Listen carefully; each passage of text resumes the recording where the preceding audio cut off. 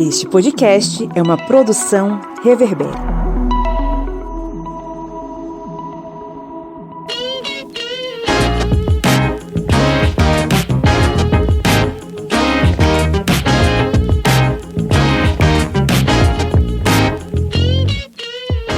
Olá, ouvintes! Está entrando no ar mais um episódio do seu podcast sobre as ciências humanas. É o podcast do Historiante, esse programete de história pública, política e de discussões sobre a sociedade e sobre a cultura. Eu sou Pablo Magalhães e mais uma vez estou aqui para conduzir este episódio, mais um episódio aqui, acompanhado deles, os meus queridos amigos. O homem que montou um soviete na beira do Rio São Francisco e desde então luta contra as garras do capitalismo, o camarada Kleber Roberto. E aí, pessoal, beleza? Hoje é lutando também contra esse clima que é muito louco. Calor, frio, vento, baixa umidade e assim vai indo. Obrigado, capitalismo, e você acelerando aí as mudanças climáticas. E também temos ele, o descaroçador de azeitonas de Minas Gerais, o senhor Felipe Monsanto. Bom dia, boa tarde, boa noite. Que bom falar aos ouvidinhos de vocês nesse calor dos infernos. No sul de Minas Gerais, marcando 28 graus. Quem disse que não existe aquecimento global, tá aqui, gente, comprovado. Eu lembrei agora do Carlos Bolsonaro. Foi Carlos ou foi Eduardo? Sei lá. Foi o aquecimento. Está nevando aqui. Os dois falaram em algum momento, outro é um jumento, né? Então... eu tô xingando os animais, no caso, né? Pobres animais, não tem culpa de nada. Bom, hoje estamos aqui reunidos com muita coragem e disposição para falar sobre migração, né? Imagino eu que esse episódio de hoje ele vai caminhar pelos desdobramentos sociais, culturais e políticos desse processo de migração. Na verdade, como diria Jorge Drexler, yo no soy de aquí, pero tú tampoco. Ou seja, somos todos imigrantes, somos todos de fora em qualquer lugar. Ninguém é de lugar nenhum, mas mesmo assim esse processo de imigração ele continua sendo, por mais que a gente não seja dono de nada e nem faça parte de um lugar necessariamente, a imigração ainda é vista de uma forma bem complicada, principalmente porque imigrantes, eles acabam engrossando as periferias, acabam engrossando as massas exploradas pelo capital e são tratados como se fossem subcidadãos dos locais para onde eles vão, né? Nós temos experiências no Brasil sobre isso, nós temos experiências exteriores sobre esse assunto. Hoje a gente vai contar com a participação de quem, Felipe Monsanto? Hoje nós teremos a participação da Camila e do João, que são um casal de brasileiros que foram morar no Canadá, são imigrantes no Canadá, e eles fizeram uma participação pra gente aqui falando um pouquinho sobre o processo imigratório, como que é o mercado de trabalho lá no Canadá para eles, as experiências que eles têm tido.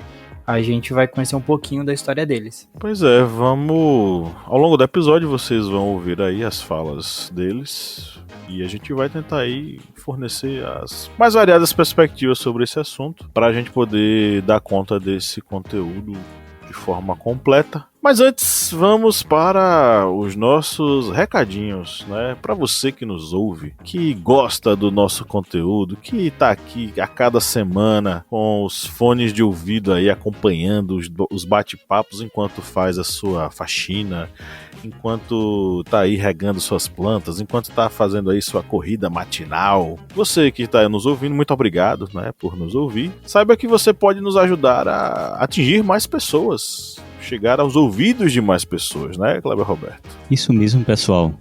Você pode ajudar aqui o podcast do Historiante de uma forma bem simples e fácil. Só é você ir no seu app, no seu aplicativo de podcasts, onde você está ouvindo aqui o podcast Historiante e dar a maior nota, como por exemplo no Spotify, que você pode dar 5 estrelas. Ao fazer isso, você está ajudando o podcast a ficar ali no topo dos chats. Os podcasts que são mais ouvidos e têm mais curtidas, e isso ajuda muito para divulgar aqui a palavra do Historiante. E você aproveita e pode também seguir o podcast Historiante e também compartilhar este link aqui para o seu grupo no Telegram, no WhatsApp, você pode também postar no History do seu Instagram, ou seja, são formas bem simples e fáceis de ajudar o historiante a se tornar um podcast ainda mais ouvido. Perfeito, faça isso, nos ajude e vamos caminhar juntinhos, lado a lado aí, nas ondas do podcast. E claro, a gente tá fazendo esse episódio aqui porque nós temos parcerias bacanas, como a parceria da Editora Contexto, né, Felipe Monsanto? Pois é, Pablo, para você que gosta do nosso conteúdo e quer buscar literatura a respeito de várias coisas que são faladas aqui no Historiante e nas Minipédias, você pode procurar seus livros com esses temas lá no site da Editora Contexto. Quando você procura lá e for finalizar a sua compra com os vários livros que com certeza você vai comprar lá, você ainda ganha desconto sendo nosso ouvinte. Basta você, no final da sua compra, digitar no cupom de desconto Historiante20. Com esse código promocional, você consegue até 20% de desconto nas suas compras no site da Editora Contexto. E temos novidades na Editora Contexto. Chegou um e-mail aqui pra gente da editora falando do livro O Sofrimento Docente, que é da professora Caroline Fonizzi. Este livro faz uma análise sensível focando a precariedade simbólica e não apenas material da imagem e do lugar social dos professores, voltado para pesquisadores e estudantes de pedagogia e áreas afins, mas também para os principais detalhes no tema, os próprios docentes. Então, assim, para você que é docente, para você que está na academia, esse livro é ideal para você. E você pode utilizar o nosso cupom no Historiante20 na sua compra desse livro. Você não vai perder esse lançamento aí, saindo do forno aqui com a Editora Contexto, O Sofrimento Docente. Beleza, vamos agora para o nosso giro de notícias, Kleber Roberto.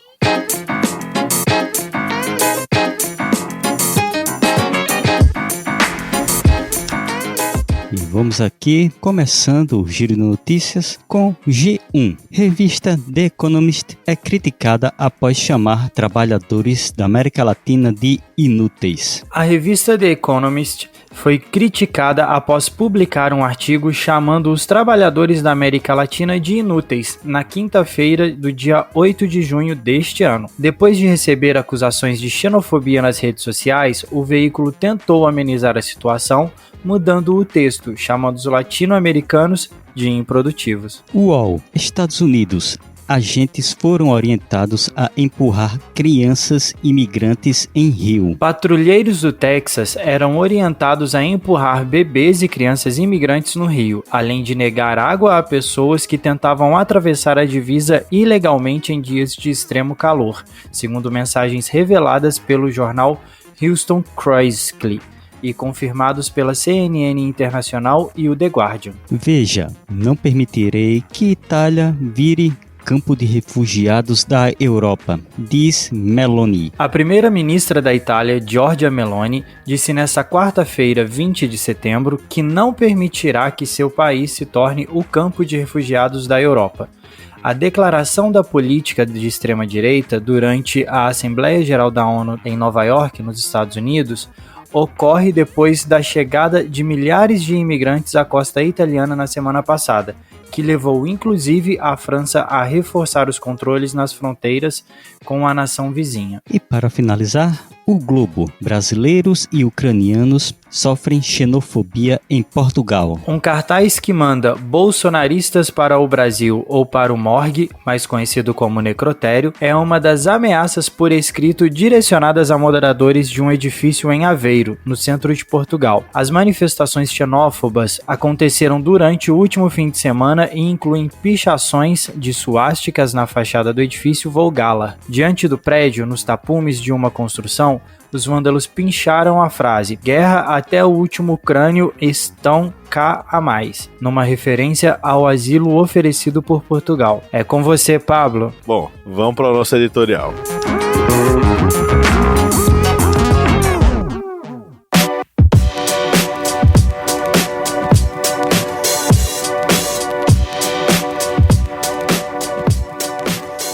Em primeiro lugar, é fundamental reconhecer que a migração é um fenômeno intrinsecamente ligado à história da humanidade. Desde tempos remotos, as pessoas têm se deslocado em busca de melhores condições de vida, fugindo de conflitos, perseguições políticas, desastres naturais ou em busca de oportunidades econômicas. No entanto, na contemporaneidade, esse fluxo migratório ele atingiu proporções globais, impulsionado por fatores como a globalização, as desigualdades econômicas e as crises políticas. Uma das questões mais prementes nesse assunto é a integração desses imigrantes nas sociedades que os acolhem. Essa integração, quando bem sucedida, vai levar em conta diversos fatores, e deles é dependente, Políticas de inclusão, acesso a serviços básicos, oportunidades de emprego e educação, além do próprio acolhimento da população local. Quando a integração ela é eficaz, os imigrantes eles podem enriquecer as culturas locais, com suas tradições, suas línguas, experiências. Isso contribui com a diversidade da região, diversidade cultural, diversidade social. Porém, a falta de integração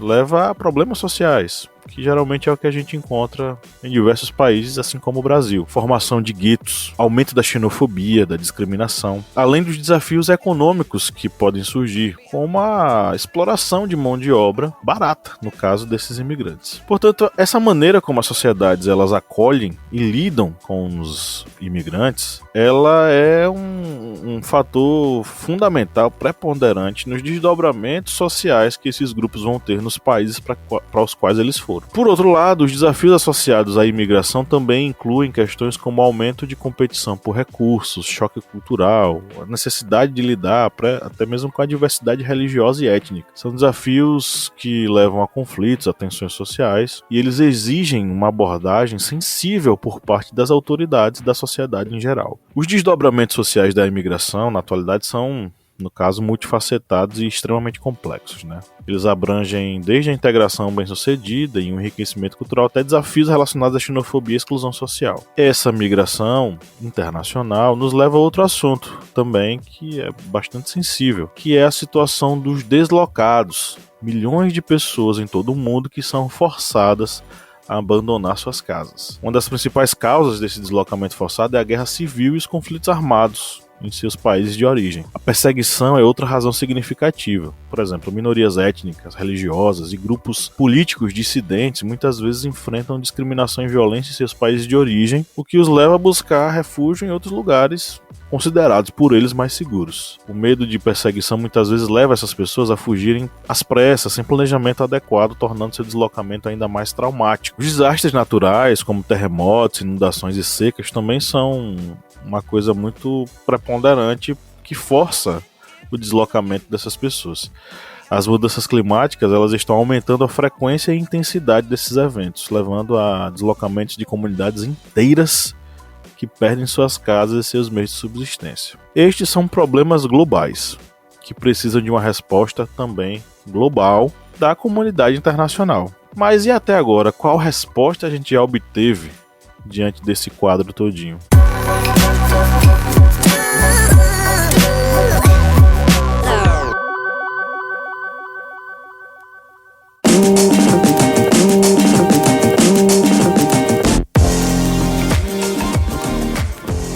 Bem, a resposta que estamos tendo por enquanto para todos esses problemas dessa crise, que é uma crise global de imigração, pelos artigos que nós estamos vendo do UOL, G1, é sempre o ódio das nações que fecham as portas, se negam a receber imigrantes. Muitas dessas nações responsáveis pelos desastres em que essas nações estão vivendo, como exemplo, essas migrações que ocorrem de países como a Síria, o Iêmen, que são países do Oriente Médio, que acabaram vivendo aquele período da Primavera Árabe, mas que foi uma primavera que acabou jogando muitas nações em guerras civis e que muitas vezes foram situações instigadas pelo Ocidente, e agora essas nações fecham as portas para problemas que muitas vezes criaram, até mesmo do problema de migrações por questões climáticas, como já fizemos um podcast sobre isso. e boa parte da crise climática é responsável pela poluição das grandes potências capitalistas do mundo. E essas grandes potências, elas acabam sempre tendo atitudes similares ao que ocorreu, por exemplo, no Brasil, nas grandes secas do início do século passado. Fazer o quê? Fazer campos, currais humanos, campos de refugiados, e para essas pessoas não entrarem nos seus países. E esse ódio acaba alimentando também um discurso muito cruel nessas nações, que é o discurso da xenofobia. E essa xenofobia se utiliza dos imigrantes como, vamos botar aqui entre aspas, bodes expiatórios mesmos. Porque esses imigrantes, eles não têm culpa das crises políticas dos seus países, não têm culpa das crises climáticas em seus países. Uma pessoa, ela não vai querer sair de sua casa, do seu lar, do seu país, deixar sua cultura para trás, deixar amigos, parentes para trás para tentar a sorte em outro país por boa vontade. Essa pessoa não vai querer. A grande maioria esmagadora dos imigrantes estão saindo por problemas econômicos, problemas climáticos, problemas até mesmo de guerras. E essas pessoas acabam sendo utilizadas dentro desse discurso como as pessoas que estão tirando nossos empregos, são as pessoas que estão invadindo o nosso país, são as pessoas que temos obrigação de alimentar, de dar casa e de dar educação. E sai o discurso dos xenófobos, dos preconceituosos. E é um caso até que podemos comentar com relação até aos próprios ucranianos, durante essa guerra entre a OTAN e a Rússia, porque na Ucrânia não.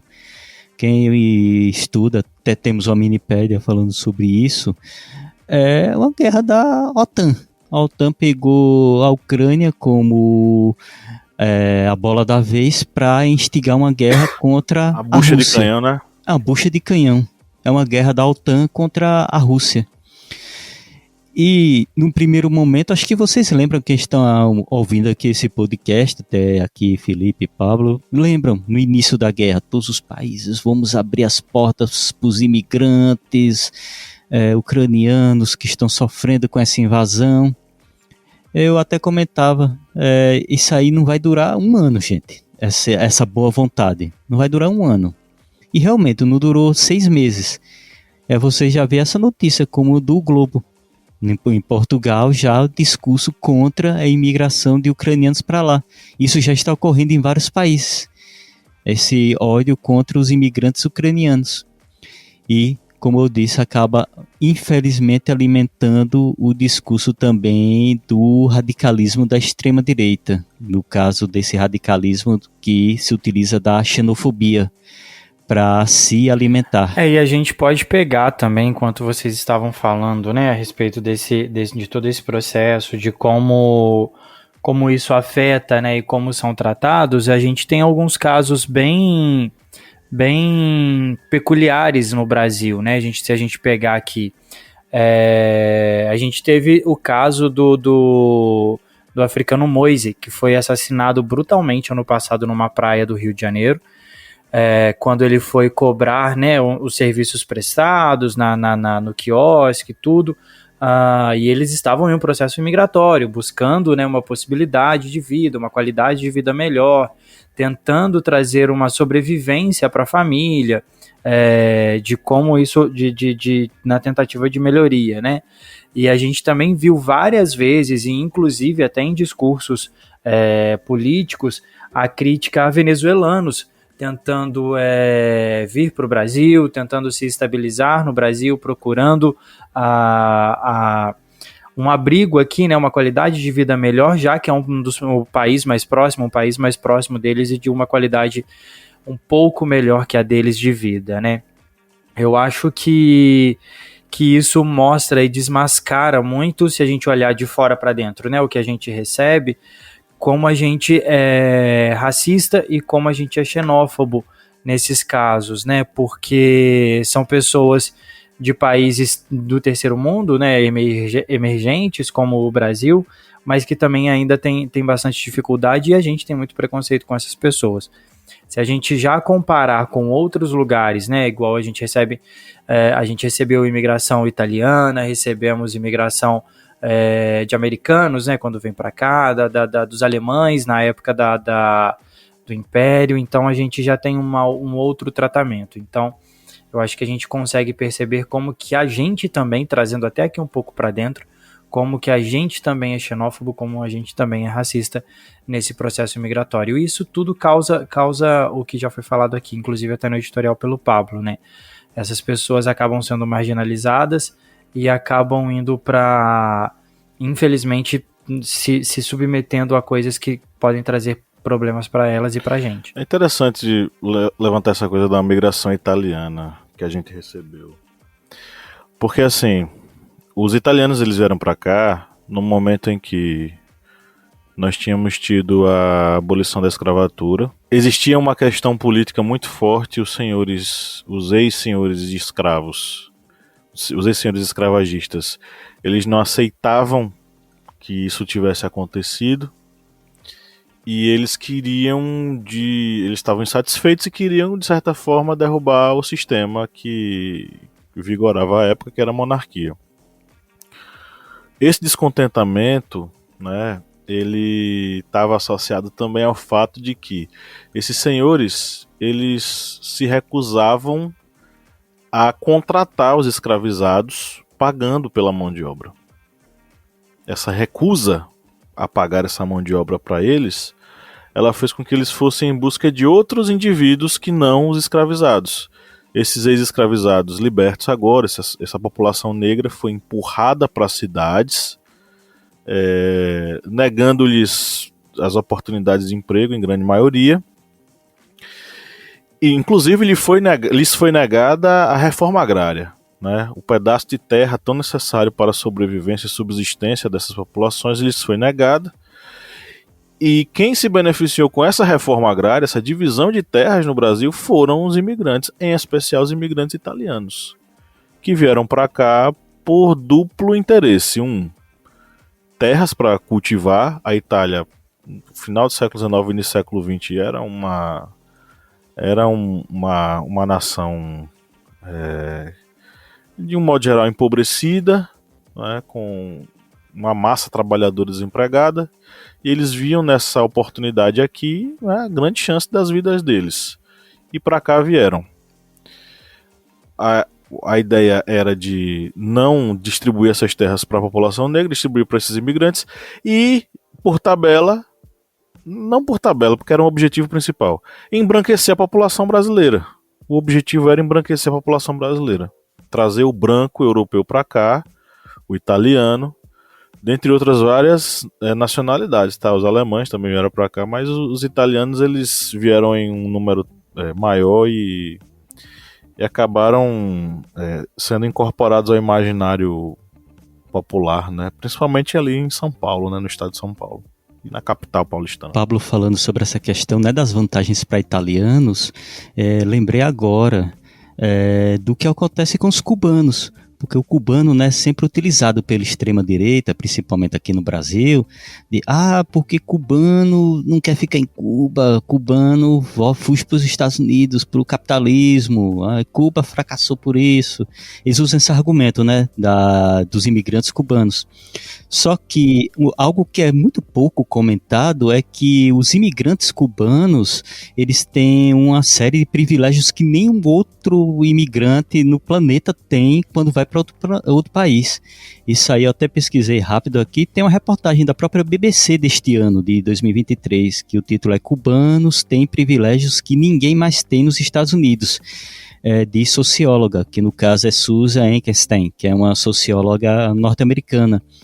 E aí ela fala exatamente que na reportagem, aqui o grifo da própria reportagem, esses cubanos ficam e ganham mais benefícios especiais sobre o programa de refugiados mais generosos da história dos Estados Unidos, incluindo faculdade gratuita, treinamento vocal e auxílio para a colocação no mercado de trabalho. Esse pacote inclui esses pacotes excluem imigrantes de outros países. Isso aí com a ideia de quê? De tirar o capital humano de Cuba, da ideia de que Cuba, o regime socialista cubano, está fracassando porque os imigrantes querem ir para lá, só que lá eles dão uma série de vantagens que não dão para outros imigrantes de outros países. Ou seja, é uma ferramenta que os Estados Unidos usa para tentar desmerecer e tentar tirar o capital humano de Cuba. Pois é. Tem até quanto a isso, né? Existem esses programas, tudo que motivam os cubanos a irem para os Estados Unidos. E o Kleber, ele tocou num assunto, eu não sei se a gente comenta agora depois se você quiser falar alguma coisa, Pablo, mas é um ponto que é muito interessante sobre a saída do capital humano, né? A saída de mentes pensantes e de pessoas que poderiam desenvolver o país, poderiam ajudar no desenvolvimento social, né? Como pesquisadores, tudo, enfim. Isso a gente vê muito também aqui no Brasil, essa saída não com essas vantagens, não com esses programas, mas a gente vê muito uma fuga de mentes pensantes do país que poderiam ser importantes aqui para cá, seriam importantes aqui para o país, mas que acabam saindo exatamente por isso, porque fora encontram outras oportunidades, às vezes muito melhores do que encontrariam aqui, né? Condições melhores de trabalho. Olá, historiantes, aqui é a Camila. E o João? Nós somos brasileiros formados em RI e nos mudamos para o Canadá, imigramos e ainda estamos no processo de imigração, né?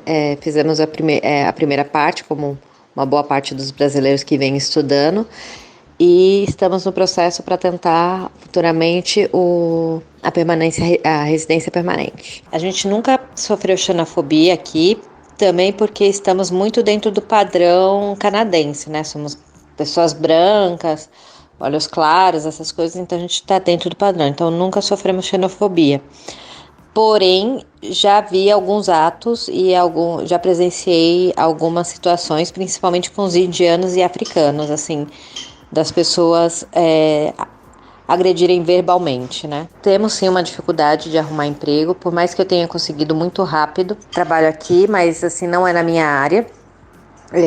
E eu trabalho em um restaurante português, então o que pegou muito é porque a maioria das pessoas que trabalham lá não falam inglês e eles precisavam de alguém que falasse português, e pelo fato de ser brasileira, eu consegui muito rápido.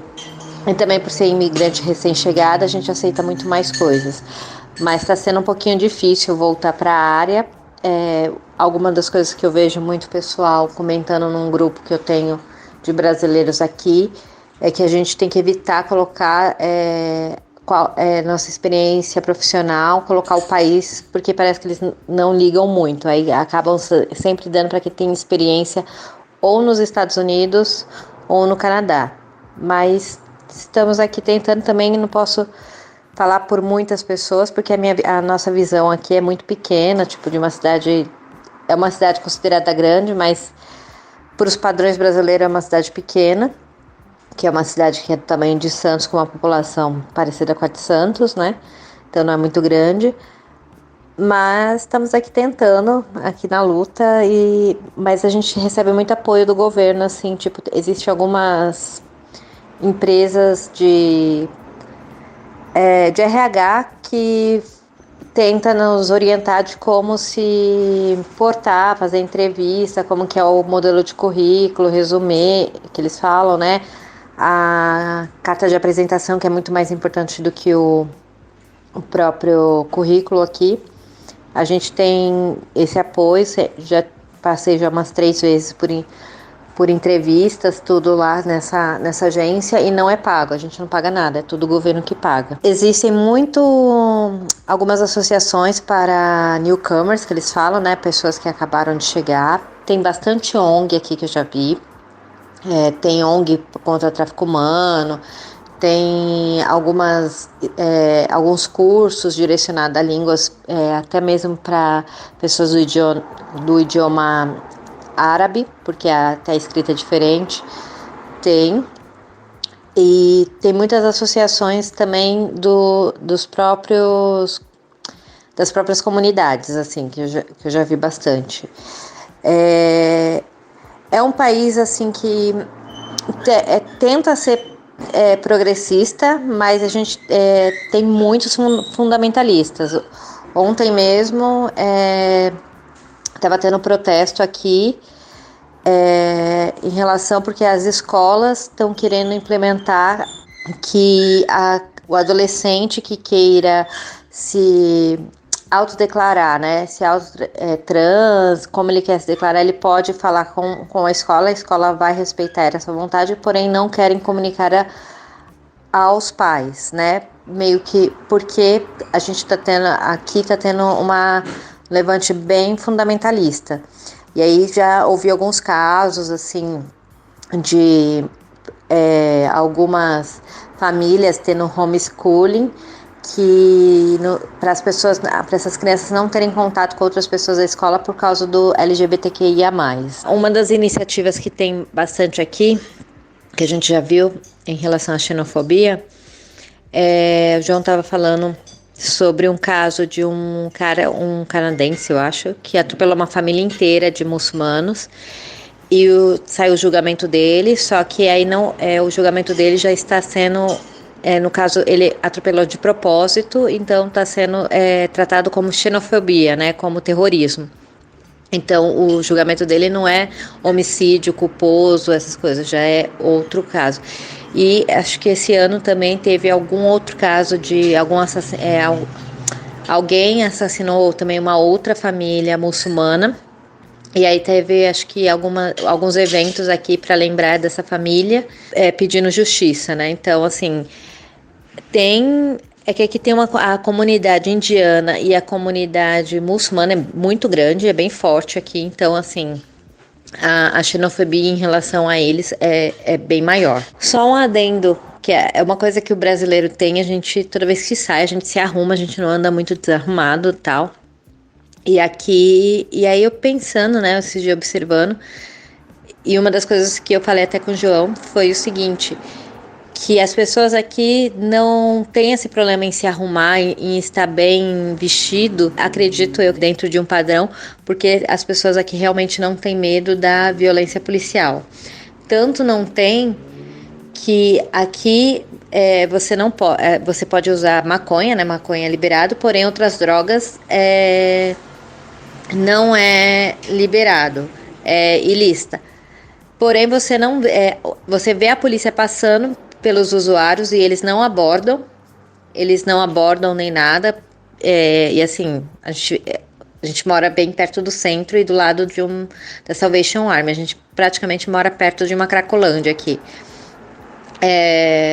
E sempre tem a polícia, tudo.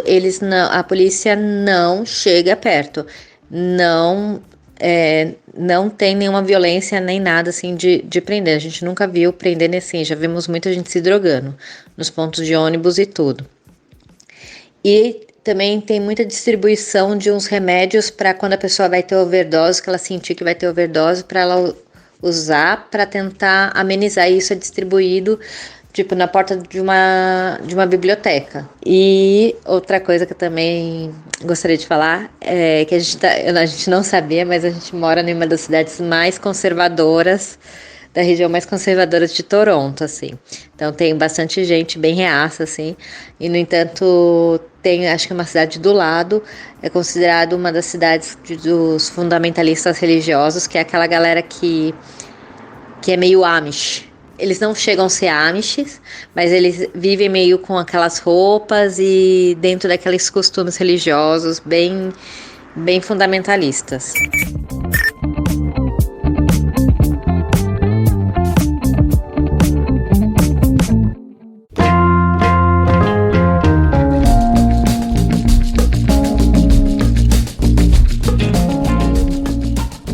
Eu só queria concluir a questão que eu estava falando sobre os italianos. Os italianos, eles eram desejados aqui e foram trazidos para cá. Só que eles também se tornaram indesejáveis. E aí eu vou lembrar o nosso ouvinte que durante a Segunda Guerra Mundial o Brasil entrou do lado das forças aliadas. Britânicos e norte-americanos estavam organizando uma contraofensiva no Ocidente, com o intuito de libertar a França e a Polônia da invasão, da dominação nazista. Algo similar a ofensiva que os soviéticos estavam fazendo no leste, que estava sendo acachapante, estava amassando os nazistas. Bater em nazista gostoso demais. E aí o que aconteceu no Brasil? No Brasil, os imigrantes italianos e alemães, eles passaram a ser perseguidos. Em 1942 foi decretada a Lei de Fronteira, que ela dava autonomia para as autoridades policiais e militares no país para agirem no controle e na repressão às colônias alemãs e italianas no Brasil. Então você vai ter uma forte repressão que vai perseguir essas colônias alemãs e italianas, muito pelo fato de que elas tinham ligação com enfim, não ligação, mas por serem da mesma nacionalidade que os países fascistas envolvidos com o grupo do Eixo, né, que era a Itália fascista de Mussolini e a Alemanha nazista de Hitler. Então, assim, de desejados passaram a ser odiados e perseguidos no Brasil. Essa questão da imigração, ela envolve diversos fatores. Você puxou por essa coisa das mentes pensantes, e aí é um tópico que a gente pode desenvolver aqui, sabe? Mas antes de a gente entrar nesse tópico, eu queria falar sobre essa coisa da imigração forçada. Porque vocês devem lembrar, gente, que 2015 foi um ano bem triste. 2015 foi um ano muito triste nessa questão da crise migratória, porque revelou a crueldade que existia dos países europeus para com esses imigrantes. Muitos deles deslocados, pessoas que migram porque não há nenhuma outra solução a não ser fugir do seu país. E aí, 2015 eu tô falando que é um ano triste porque foi aquele ano em que o menininho turco, ele apareceu morto na praia. Ele foi encontrado por um policial turco, né? Ele jazia numa praia da cidade de Bodrum, na Turquia. Ele fazia parte, é um menino sírio que estava indo para a Europa com sua família, teve um naufrágio e ele acabou boiando, né? Os seus pais morreram, ele acabou boiando e indo parar ali nas areias da praia, nessa cidade turca, né? O corpo do menino apareceu lá em Bodrum, depois do naufrágio de 2 embarcações com imigrantes sírios. Segundo informações da AFP, da agência France Press,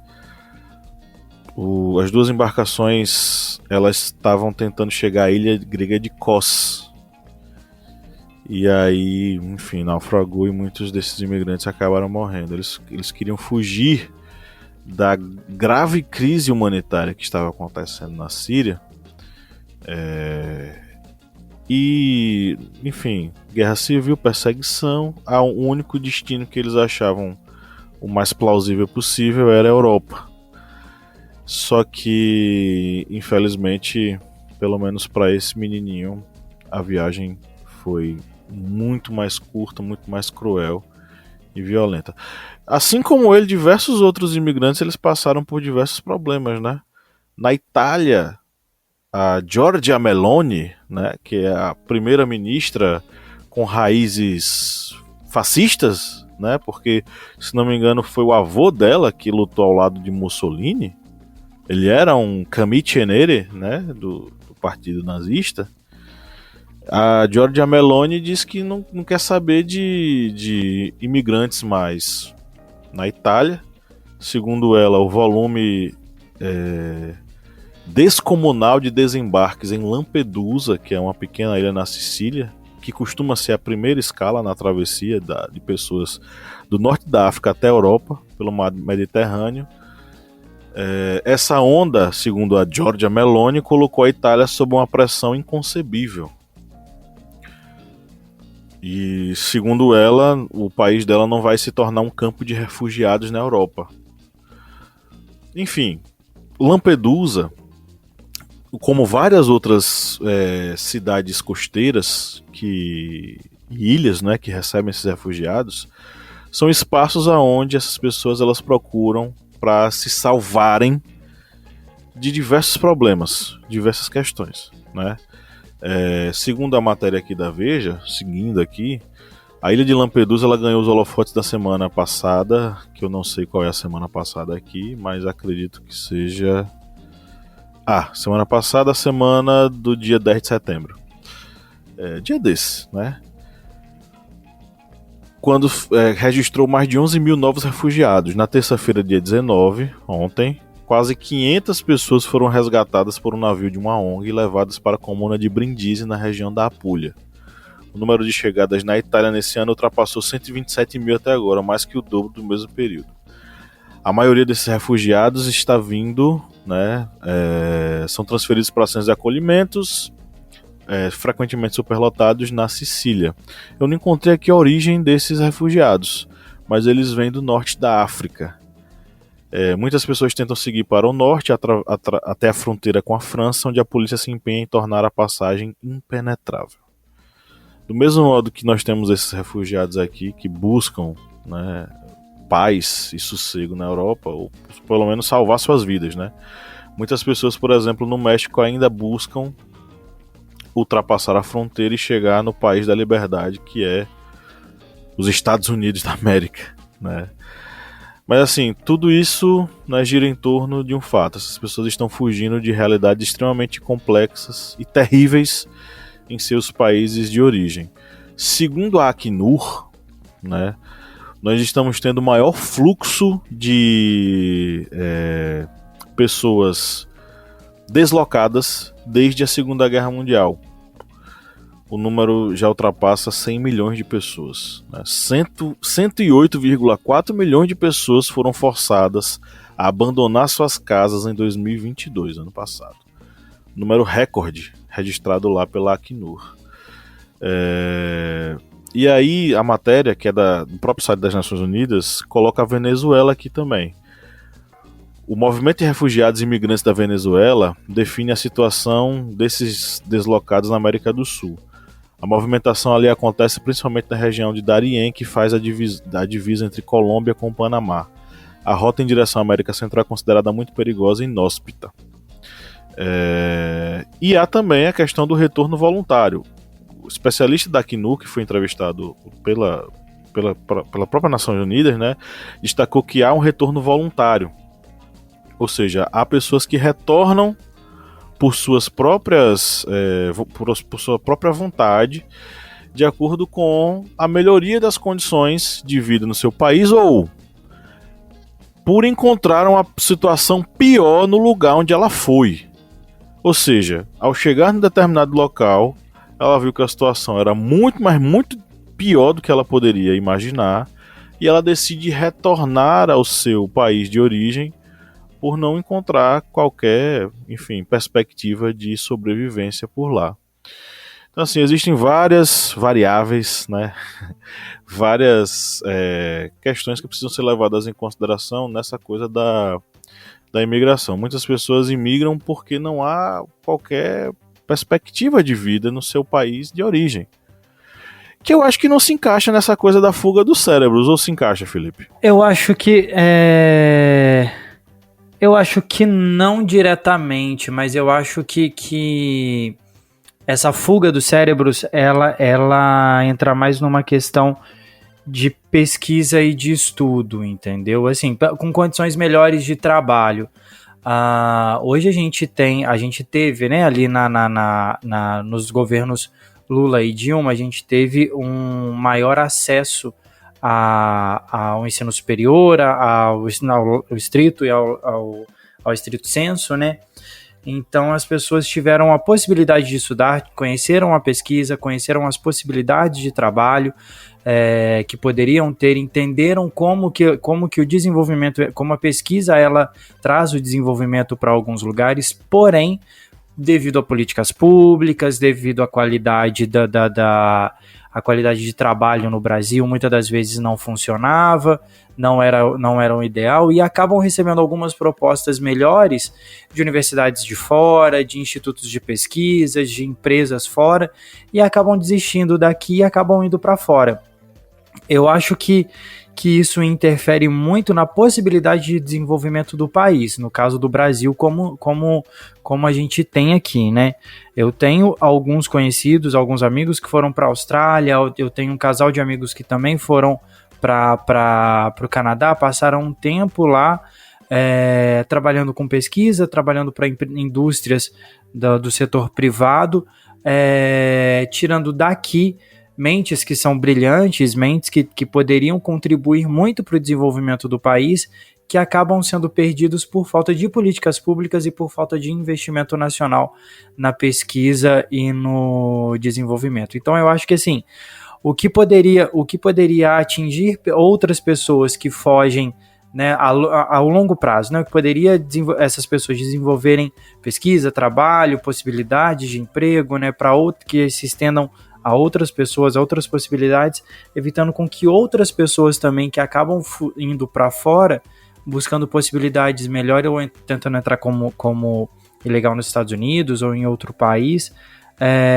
se ficasse aqui tivesse uma outra condição melhor, né? Então, assim, eu acredito assim, que se houvessem políticas públicas que incentivassem essas mentes a ficarem aqui, elas poderiam trabalhar e desenvolver a longo prazo possibilidades que pessoas potenciais a fugir saírem de maneira ilegal, pudessem também ter condição para ficar. É realmente uma situação bem complicada quando ocorre isso que eu estava vendo aqui, se chama até fuga de cérebros, ou seja, de pessoas que realmente podem auxiliar no desenvolvimento científico do país. E em vários artigos que fui olhando aqui, isso ocorreu principalmente nos últimos 4 anos, né? A gente pensa, por que será, né, que ocorreu essa fuga recorde de cérebros do Brasil? Aí a gente já lembra, né, quem foi o governante nos últimos 4 anos. E vem exatamente essa questão da falta de investimento, da falta de oportunidades mesmo para pesquisas, para desenvolvimentos científicos, e tudo isso faz com que essas mentes pensantes, elas saiam, por exemplo, aqui do Brasil e acabem não evoluindo pesquisas que seriam importantes para o próprio Brasil, porque a partir do momento que eles vão fazer pesquisas em outras universidades, instituições fora do Brasil, multinacionais fora do Brasil, o resultado dessas pesquisas vão ficar lá. E se o Brasil quiser o resultado dessas pesquisas, vai ter que adquirir royalties, direitos, porque perdeu esses cérebros, essas mentes pensantes. E isso não ocorre somente no Brasil, isso ocorre em muitos outros países.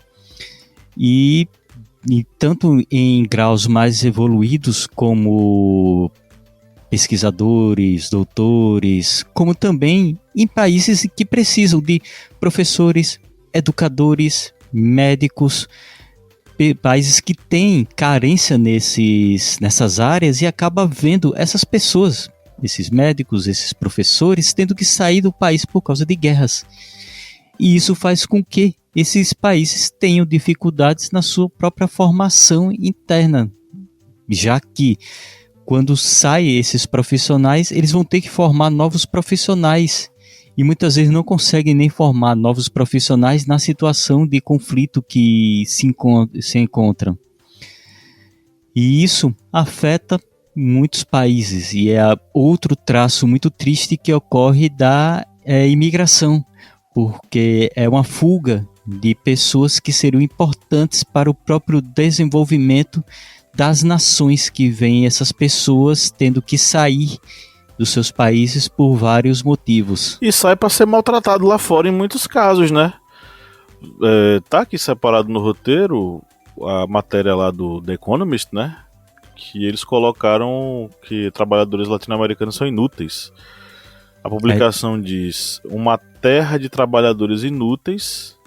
Eles mudaram agora, né? Eles botaram porque os trabalhadores latino-americanos são tão notavelmente improdutivos. Eles tirou inúteis e colocou improdutivos no lugar. Que é a ideia que ele levanta. Não, é só tirar 6 por meia dúzia. Eles colocam que os trabalhadores latino-americanos são improdutivos. E eles tentaram justificar. Eles colocaram o seguinte: o The Economist disse: mudamos o título para deixar claro que estamos analisando os custos sociais e econômicos da baixa produtividade. Nosso objetivo é chamar a atenção para as causas estruturais de baixa produtividade média do trabalho nos países latino-americanos, incluindo poderosos oligopólios que silenciam a concorrência e um grande setor informal que obriga muitas pessoas a permanecerem na subescala. Enfim, existe, e aí é uma opinião do Inácio Sanches Prado, né, professor de estudos latino-americanos da Universidade de Washington.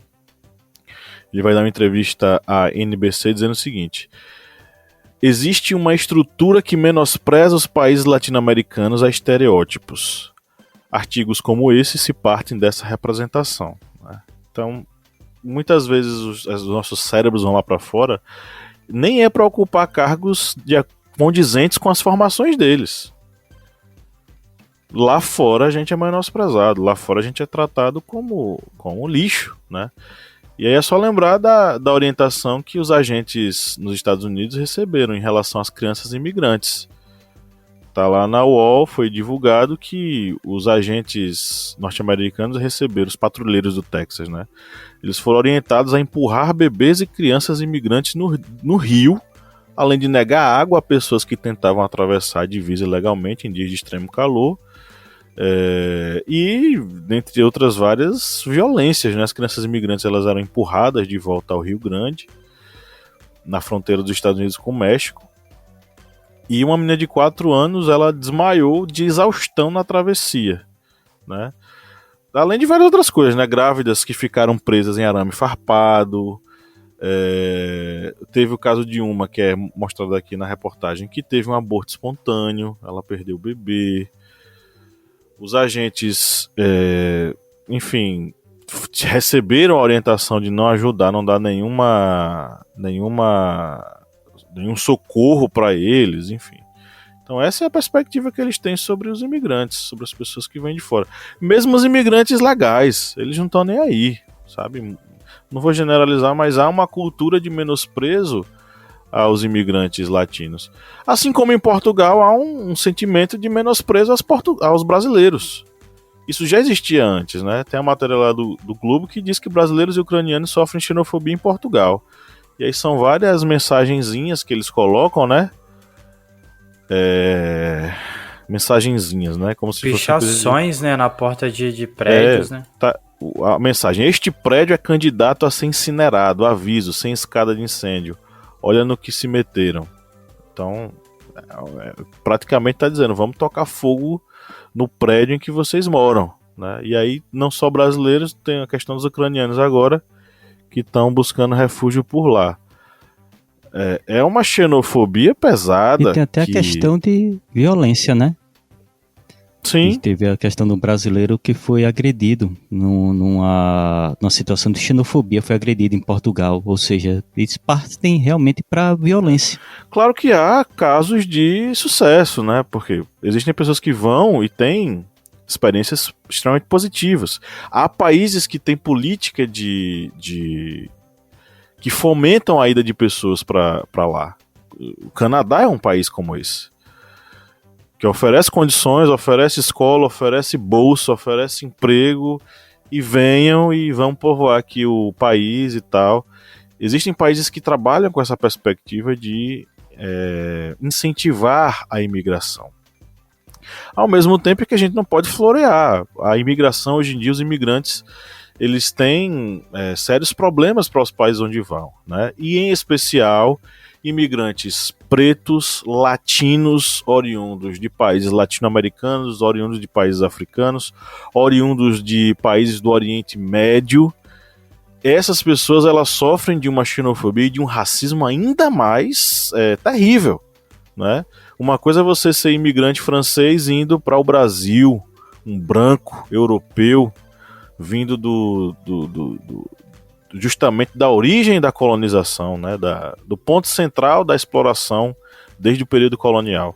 Outra coisa é você ser preto, latino, árabe, oriundo de países da América do Sul, da América Central, da África, do Oriente Médio, indo para um país do centro do capitalismo, saindo da periferia e indo para o centro do capitalismo.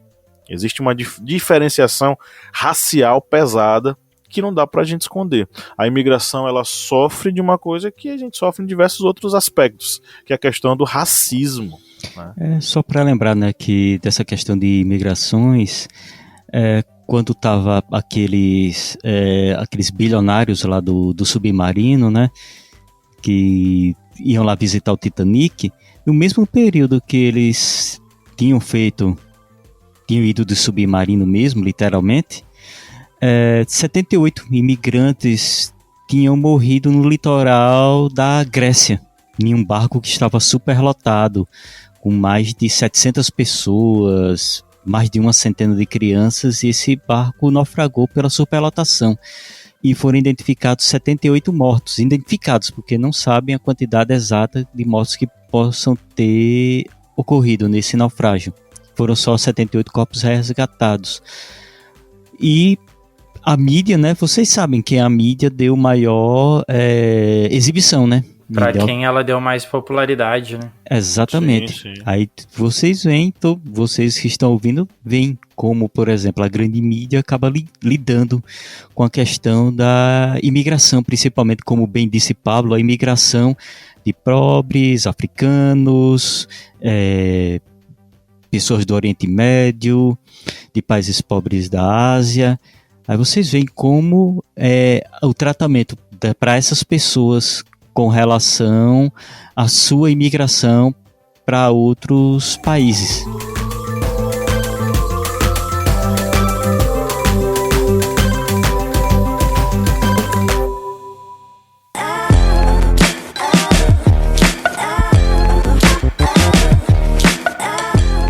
Ok, vamos agora para as nossas indicações. É o momento em que a gente faz uma curadoria gostosa para você que nos ouve. Nos últimos episódios a gente vem trazendo algumas curiosidades, né? Às vezes são espontâneas.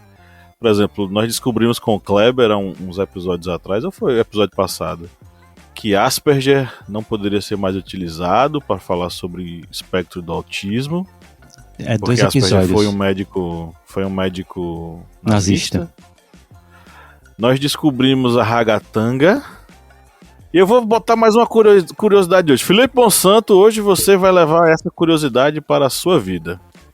Meu coração não tá pronto, calma. Deixa eu me acalmar.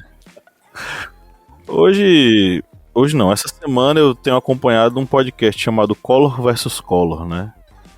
E é um podcast feito pela Evelyn Argenta, Rádio Novelo, enfim, gente grande do podcast que tá muito longe do nosso alcance. Mas a Evelyn Argenta trouxe uma informação que eu achei fantástica.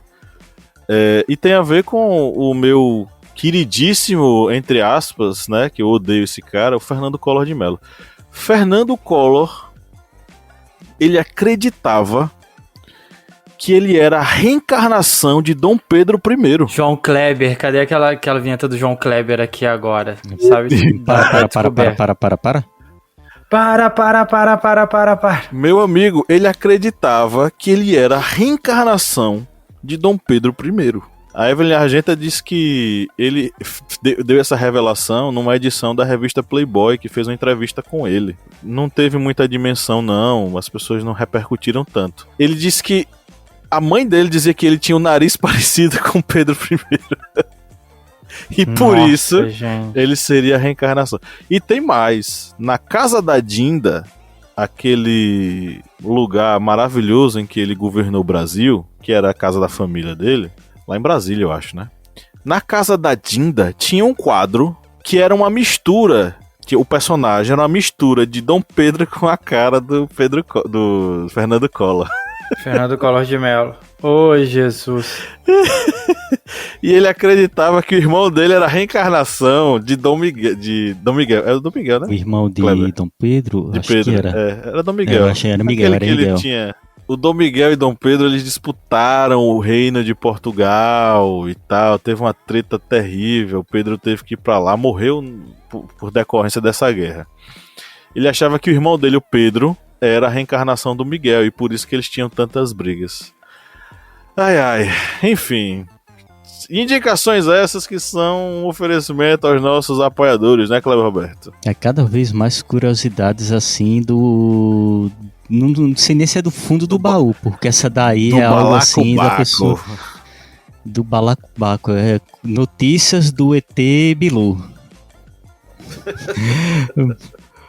Mas essa parte aqui de indicações, ele é um oferecimento aos apoiadores do Historiante, que apoiam aqui o Historiante através do apoia.se/historiante, através do aplicativo Orelo, que é um aplicativo super simples e fácil para você utilizar e ouvir seus podcasts, e você vai ver como é um aplicativo bem prático mesmo e não ocupa muito espaço no seu celular.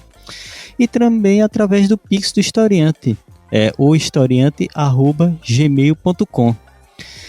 E essa parte de oferecimentos é indicada, logicamente, aos apoiadores, e vamos mandar aqui um abraço para os apoiadores, a Pauliana Siqueira, o Frederico Januzzi e o Hélio de Oliveira Santos Júnior. Para vocês e para todos os outros, muito obrigado, e agradecemos sempre a contribuição de vocês, que é muito importante para a manutenção aqui do Historiante. Não, eu fico imaginando aqui, se Dom Pedro I é Colo, Miguel I, o absolutista lá de Portugal, era o Pedro, né? Era Pedro, irmão de Colo, era? Pedro E Collor. E quem era a Dona Maria, a chamada Rainha Lula? Michele Bolsonaro. Michele Bolsonaro. Michele E Bolsonaro. Bolsonaro é Hitler. Bolsonaro é... Ai, vou nem falar que porra ele era. Enfim, você que está nos ouvindo, aproveite agora e, se seu coração foi tocado, contribua conosco, que a gente vai agradecer eternamente para vocês. Eu vou fazer minhas indicações logo. Primeiro, um livro que veio pra gente pela nossa parceira, a Editora Contexto, que é o livro Italianos no Mundo, uma Nação Imigrante, do Mark Schulte. É um livro que vai abordar aí a trajetória dos italianos ao redor do mundo, também no Brasil, e como essa comunidade ela resistiu e sobreviveu às intempéries dos eventos históricos, né, do século XX, final do século XIX e início do século XX. E para nossa playlist, eu vou sugerir duas canções que descobri essa semana. E duas cantoras brasileiras que descobri essa semana. Uma é Idiota Raiz, da Joyce Alane. Cantora fantástica, bicho. Gosto muito dela, sabe? Essa música é muito boa. E Coragem, de uma cantora chamada Manda. Coragem é uma música muito bonita, sabe? Muito tocante. E é uma espécie de canção conselho. Não sei, Manda, eu acho que ela queria, de certo modo, tocar nas pessoas e dizer, tá tudo bem, vamos pra frente, vamos tocar adiante. Não dê ouvidos pra essas pessoas ruins não, que falam tanto. Porque assim, no final das contas, a gente ouve muito o que pessoas ruins têm a nos dizer, né? Mais do que as coisas boas que pessoas boas têm a nos dizer. A gente leva mais em consideração que de mal é nos falado. Então talvez fosse o momento de a gente, sabe, respira fundo, toma um gole d'água, se hidrate, vai dar certo, vamos olhar pra frente. E se não der certo, tenta de novo ou desiste, vai pra outra coisa, né? E tá tudo bem. É isso. E aí, meus amigos, o que é que vocês têm pra indicar? Bom, vou fazer as minhas indicações aqui então, de uma vez. Para assistir, eu vou fazer duas indicações. Eu tinha pensado só em uma, mas no desenvolver aqui do nosso assunto eu lembrei de uma outra série. A primeira é Cangaço Novo, da Amazon Prime. É uma série brasileira muito bem produzida. A fotografia da série é sensacional. Os diálogos também têm chamado muita atenção. E conta a história de um cara que ele é mal sucedido no Sudeste, tudo, e ele tem poucas lembranças da infância, e ele volta para sua origem no Nordeste e descobre duas irmãs, e aí descobre uma história da família por trás desse retorno para a família dele. É bem interessante. Eu assisti os 2 primeiros episódios, então até agora me chamou bastante atenção, gostei bastante e vale a pena e fica aí como indicação. Outra coisa que eu vou indicar é uma série chamada Years and Years. Eu já indiquei ela aqui em outros momentos, quando a gente falou um pouquinho de tecnologia, tudo, mas ela também tem uma situação sobre refugiados, sobre imigrantes refugiados. Um dos personagens, ele é um imigrante no Reino Unido, e ele é um refugiado dos países árabes, aonde ser homossexual é passivo à pena de morte. E ele foge e se passa, né, toda essa questão aquela tortura do processo de fuga, tudo, e a entrada ilegal no país. É bem interessante, tem uma abordagem muito, muito humana a respeito desse processo de imigração, e conta um pouquinho sobre os problemas e as situações que uma má gestão sobre isso pode causar. E de música, eu tenho escutado essa semana muito Djavan, e hoje eu ouvi bastante Azul, do Djavan. Eu gosto bastante dessa música dele, ela me motiva, eu gosto que ela me deixa pra cima, então fica aí Azul de Djavan. E também uma música que eu gosto muito, de uma cantora que tem bastante tempo que eu não ouço, mas é uma das músicas assim da minha playlist de vida, é Esquadros, da Adriana Calcanhoto. Então são essas as minhas dicas aí para essa semana. Bem, as minhas dicas vão ser pouquinhas, porque eu vou indicar um complemento de um RPG. Um RPG que é o RPG City of Mist. E eu vou indicar para vocês que já possam estar, por exemplo, jogando este jogo, ou é um admirador de RPGs e pode ir também jogar esse RPG aqui com seus amigos. Vocês vão atrás de um complemento, do suplemento que é La Colônia de Sombras. Que esse suplemento ele vai introduzir um novo distrito para City of Mist. E essa Colônia de Sombras, ela aborda a questão de imigrantes e vai enriquecer e aprimorar mais a questão de cultura, também da diversidade desses imigrantes na cidade. E tanto o City of Mist, que é um RPG excelente, como também esse complemento, eles podem ser encontrados na editora Retropunk Publicações, que é uma editora que aí faz a divulgação de grandes RPGs. Então vocês vão lá na Retropunk, o valor também deles são bem legais. Esse suplemento mesmo de City of Mist, La Colônia de Sombras, ele acho que não chega nem a R$10, e é um complemento muito, muito legal. E vocês podem também aproveitar e, jogando esse RPG também, irem aprimorando mais nessa arte que pode ser também introduzida aí para, por exemplo, a área educacional. E como músicas, eu vou indicar duas músicas, uma da banda punk Sin Dios, que é a música Imigrante Ilegal, que eles cantam em espanhol, e vem falar exatamente da luta dos imigrantes ilegais para a sobrevivência em outros países. E a música Immigrant Song, do Led Zeppelin, que também é baseado em questões de imigração, só que aí no caso a imigração medieval dos nórdicos, já que o Led Zeppelin escreveu essa música, os integrantes do Led Zeppelin escreveram quando estavam em turnê na Islândia. E eles tiveram a ideia de escrever uma música sobre a imigração dos nórdicos para aquele local, no caso aí dos vikings.